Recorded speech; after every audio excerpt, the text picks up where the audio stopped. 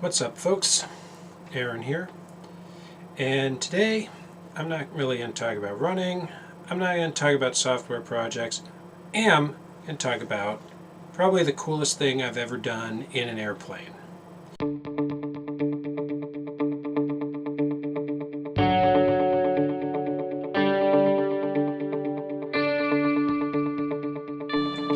Cheers, folks.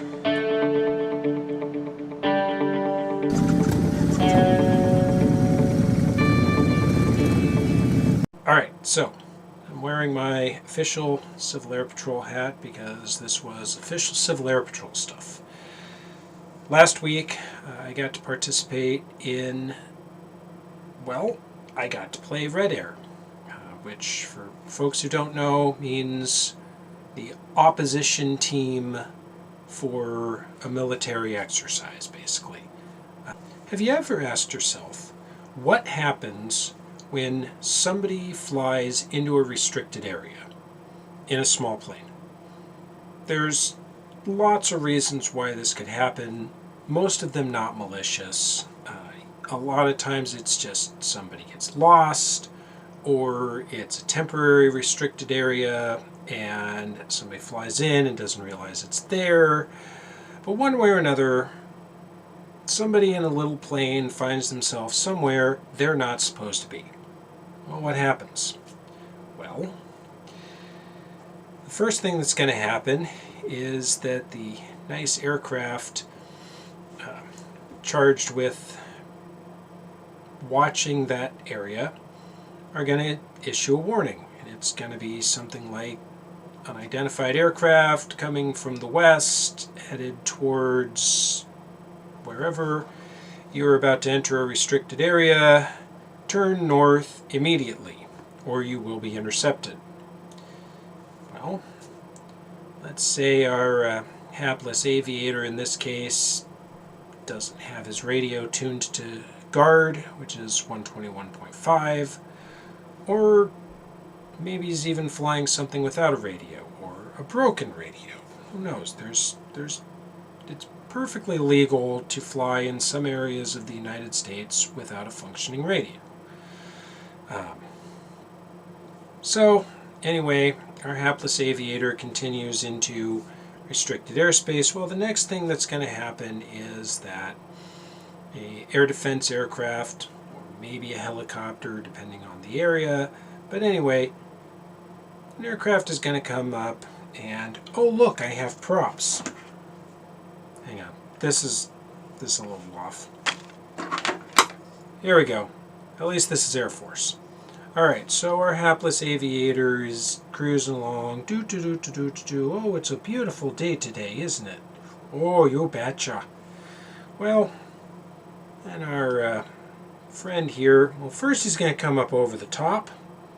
And let me turn these around for better orientation.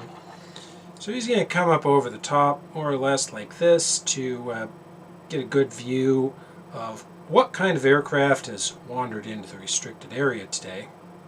And once he does that, then he'll back off and come around to one side, usually the left side, because that's where the pilot should be.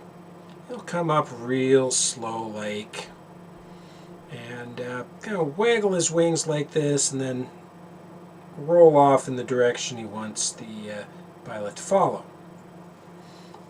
Well, and none of this is some sort of top secret information, by the way. All of this is publicly available on the FAA's website. It's technically something that you're supposed to learn as a student pilot, basically. This is what happens if you show up somewhere you're not supposed to be. This is standard procedure. Well, anyway, if the follow me this way doesn't work, then they get a little more aggressive, intense, let's say.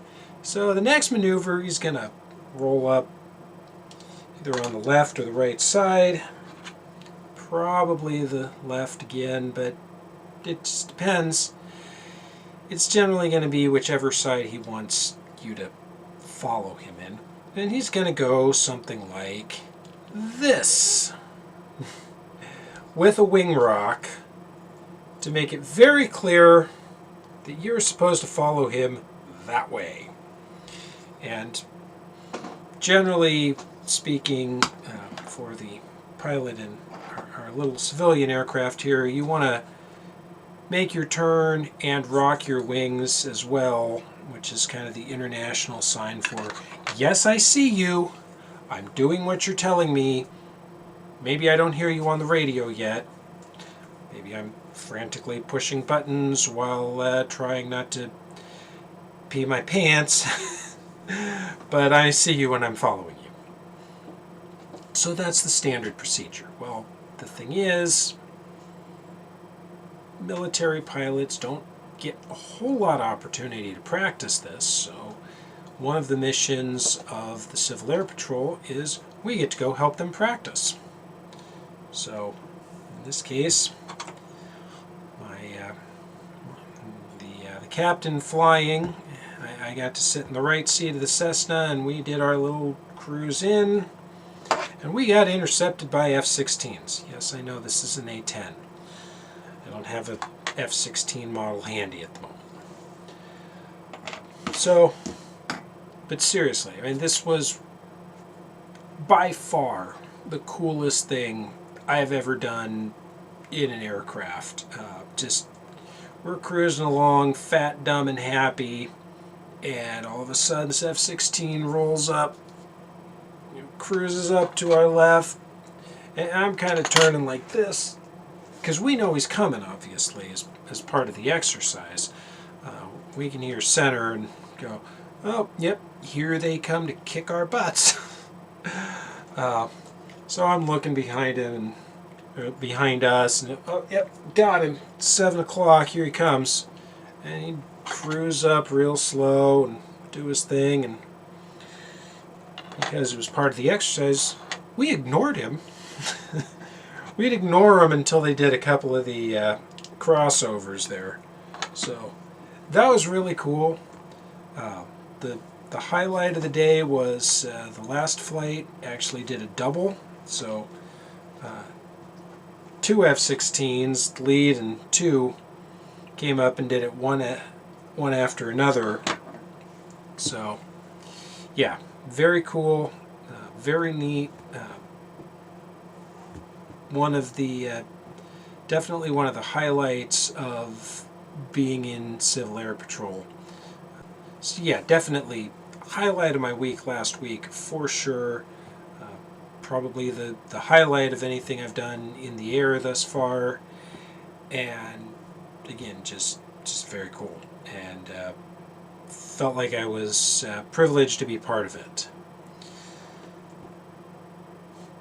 The other part of that is normally if you violated a restricted area like that and they had to tell you where to go land and follow you until you land, there's going to be some very upset people on the ground waiting to have some fairly harsh words with you. So that's the other highlight of doing this as part of a training exercise, is we got to see the show and not have people yelling at us later. So that was good. Alright, that is about all I've got. It's been a weird couple of weeks for time, though. In between this training exercise and junior streamer turning 15, it's been kind of rough for streaming and video the last couple of weeks. So fingers crossed, hopefully we're going to get back to our current quasi-normal schedule starting this week. So we'll see. I don't know. It's been weird. But that's all I got. So till Friday with Wing Commander, thanks for watching. And remember, keep your knees in the breeze and the shiny side up.